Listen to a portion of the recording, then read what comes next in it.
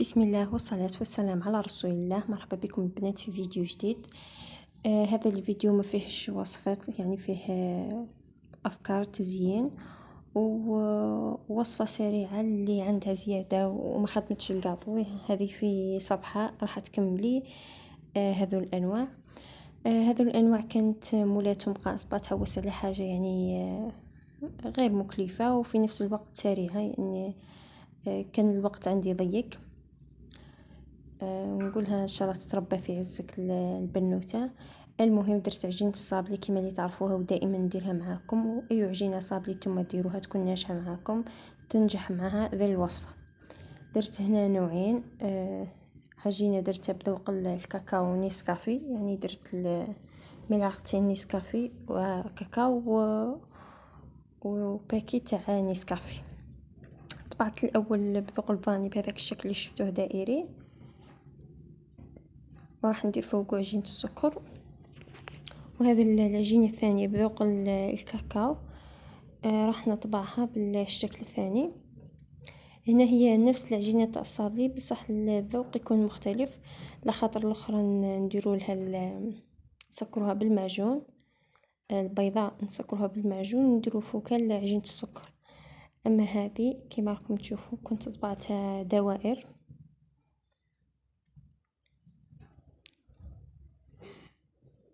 كما راكم تشوفوا حطيت طبعت كامل الحبات كيما قلت لكم، هذا يعني بالجري، وكنت مريضه ثاني حبيت ما نفوتش هذا الفيديو. ورحت راح اطيب عجينه الصابلي، رحت حضرت هذول الاشكال تاع عجينه السكر.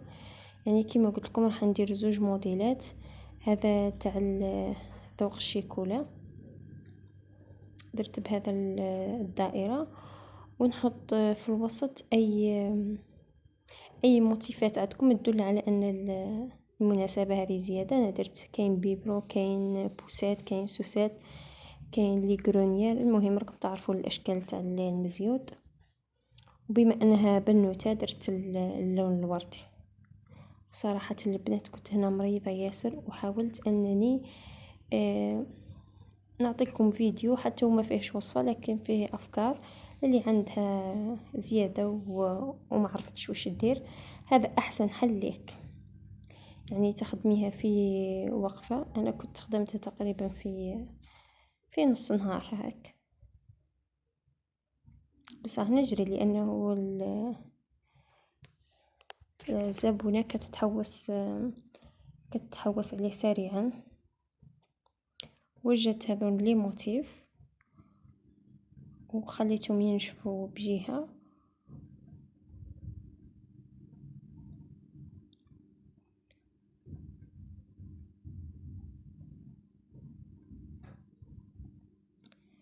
هنا شوفوا بعد ما كملتهم، يعني ما كانش ياسر، خلى 20 حبة هاك و20 حبة هاك ماشي لي حاجة. المهم هذا النوع تاع الفاني كنت كما راكم تشوفوا نلصق فيه بالمعجون.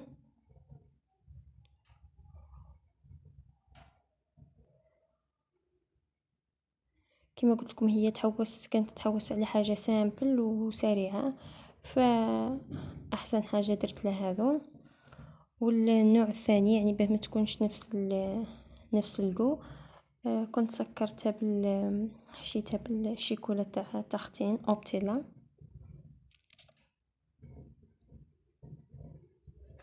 كيما راكم تشوفوا، والاهم ان الكاطو يكون بارد هكذا ما تتفتتلكمش الصابلي في ايدكم.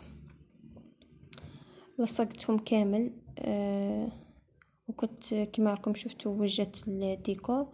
هنا اخر حاجه قاعد لي برك نكلاصي بالشيكولا ونحط هذاك الموتيف من الفوق. كيما قلت لكم يعني طلبيه فيه افكار فقط، اللي عندها زياده والحق الوقت تقدر دير هذه الفكره. احسن حاجه يعني اسهل من هاك ما كانش. بعد ما كملت كامل رحت فتحت عجينه السكر البيضاء، طبعتها بهذا المول ولصقتها بالمعجون عادي.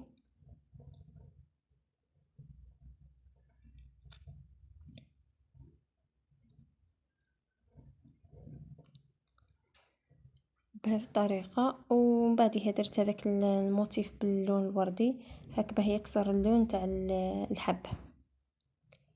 هنا ليمول سيليكون تاع عجينة السكر، يعني كاين اشكال وانواع، اللي تحبي الشكل اللي يعجبك ديريه. انا هنا واش كان عندي درت لها ودرت لها التزيين اللي حاضر عندي.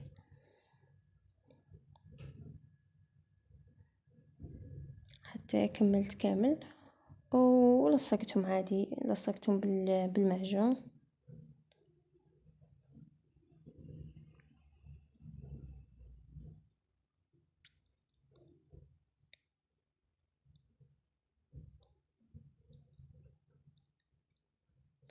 والنوع الثاني كما راكم تشوفوا كنت قلاصيته بالشيكولا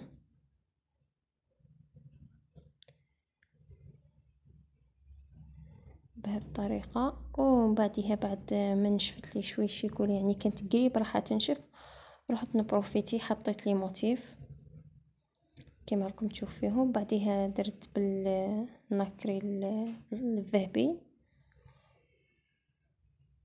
نكمل هنا نلصق معاكم ومن بعدها نروح نشوفوها في شكلها النهائي.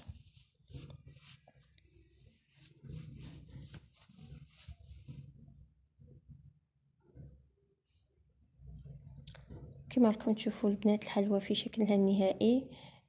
نتمنى تكون ديتوا فكرة في هذا الفيديو. ما تنسونيش بالجيم والاشتراك، واعذروني على صوتي لاني تعبانه ومريضه ياسر. حبيت نطلع لكم بهذا الفيديو. الى الملتقى ان شاء الله ووصفه جديده.